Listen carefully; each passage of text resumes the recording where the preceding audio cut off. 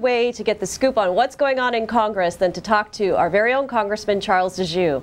Charles, thanks for coming to the show. Aloha. Thank you very much for having me on. Sure. I wanted to talk to you about so many things. You're just back from Washington for a brief recess.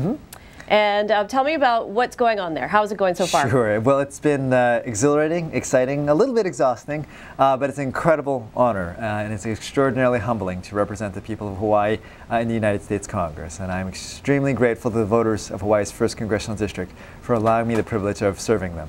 So you've been in the city council, you've been in the state legislature, and now you're in the big leagues with the Congress. And all the way along you've struggled with budget issues, but now you're in the big leagues with the budget, the trillions of dollars that you're dealing with. So tell me about that. Yeah, and Malia, unfortunately, we're also in the big leagues in terms of problems. You know, I've always run, whether it's the legislature, the city council, or for the Congress, I've always run on a platform of fiscal responsibility and government accountability. And while there are clear problems with both the city and county of Honolulu and the state of Hawaii, they pale in comparison to the major problems we have going on in the federal government. We're running a $1.5 trillion budget deficit this year. That's the largest budget deficit in American history by a factor of 3. Compounding that problem, making it even worse, is that this year, the United States House of Representatives has decided they are not going to pass a budget. This is completely irresponsible to think that we can spend the federal budget, which is approaching $3.8 trillion, that's $1 trillion with a T, and not budget for it is completely irresponsible. I mean, every family, every small business, and even the city and state government have to produce a budget.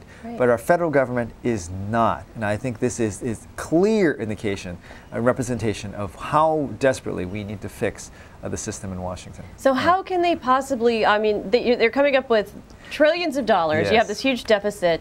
So how do they even know how to spend or what to allocate? Exactly. And you know, Malia, that's exactly the problem we have going on in Congress. What Congress is going to do this year is, without a budget, we're going to pass a bunch of appropriations bills, probably about 13 bills. So what's going to happen here is we're just going to spend on projects for various things, but without an overriding budget to determine how much we should be spending in any one area.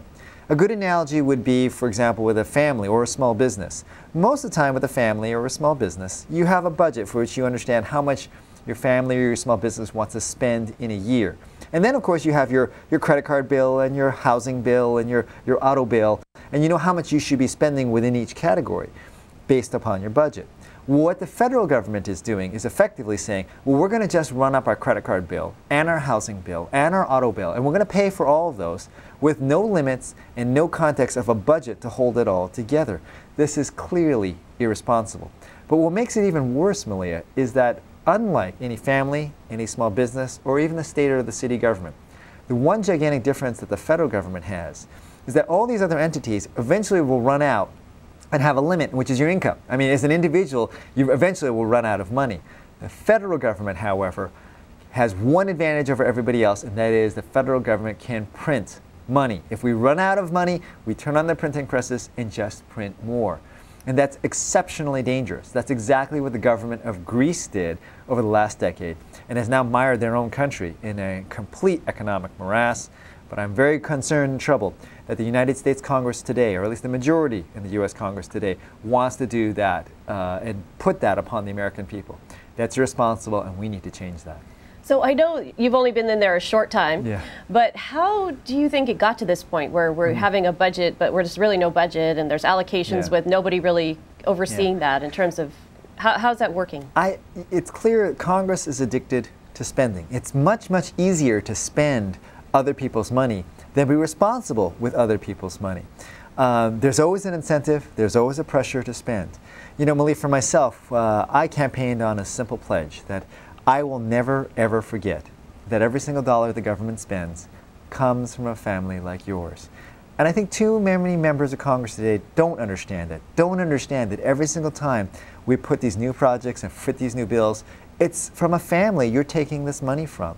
And today what's happening in Congress is we have this addiction to spending and this belief that as long as we spend enough money, we can fix every single problem there is that ails our nation. And I think that's just fundamentally a wrong philosophy. For myself, I have far more faith in hundreds of millions of Americans making small decisions about how to spend a few $100s than a few hundred bureaucrats making lots of major decisions about how to spend hundreds of millions of dollars. And I think at its core, that philosophical difference and divide is, I think, what separates myself perhaps with the current majority there is in Congress. And all the more reason we need to change things there. So we're talking about pork. And what about pork? And there's all these pork projects, and now you're coming up with a bill to fund Afghanistan. Tell me about that. Yes. Well, Malia, again, I think a good representation of the problems and difficulties you're facing in the U.S. Congress today is the recent bill that came up last week to fund the war in Afghanistan. You know, while I have some disagreements with the President and the majority in Congress, one thing that I'm actually in agreement with President Obama upon is that we need to commit ourselves to winning the war in Afghanistan. The President sent down a clean bill to the U.S. House of Representatives to fund the war in Afghanistan for another year. It was a bill for $35 billion. What the House has done is, instead of passing that very clean, simple bill to fund the war for another year, the House decided to, what we call in Congress, pork up this bill.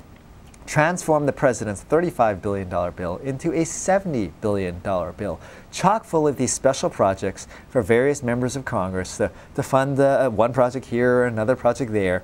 And so instead of a clean bill for $35 billion that the President asked for, now we have this $70 billion porked up bill.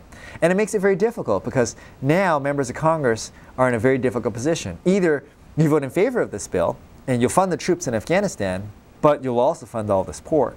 Or you vote no on the bill to stop the pork from going through, but you also might stop the funding for the troops in Afghanistan.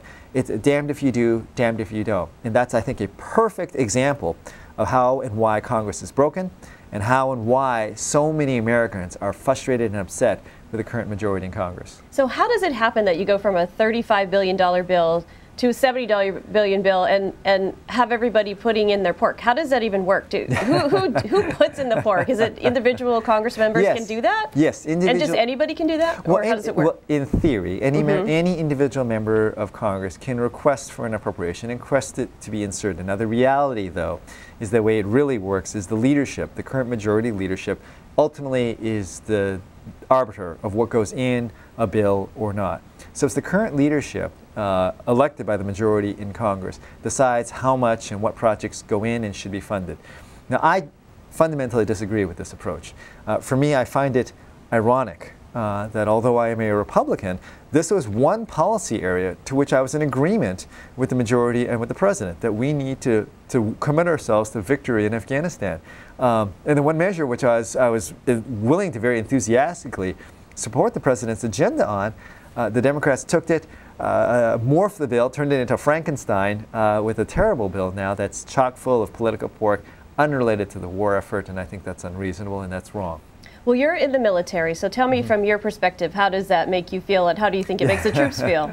Well, I think for anybody who's in the service, I think you've got to be shocked and disappointed in terms of how Congress is handling all of this. Especially because it's like you're being used. Yes, yes, very much so, very much so. We're treating the troops who are fighting, putting their lives in harm's way as a political pawn, that as if this is part of a game. And this isn't child's play. You know, Malia, I am unfortunately one of a dwindling number of members of Congress who ever served in the military. Now, I don't think it's a prerequisite to have served in the military, but I do think it gives me an important perspective, and to understand here that when we talk about these policies of putting troops in Afghanistan or Iraq, asking them to risk their lives, this isn't something theoretical. These are real people. These are my friends who are in that combat zone in Afghanistan or Iraq.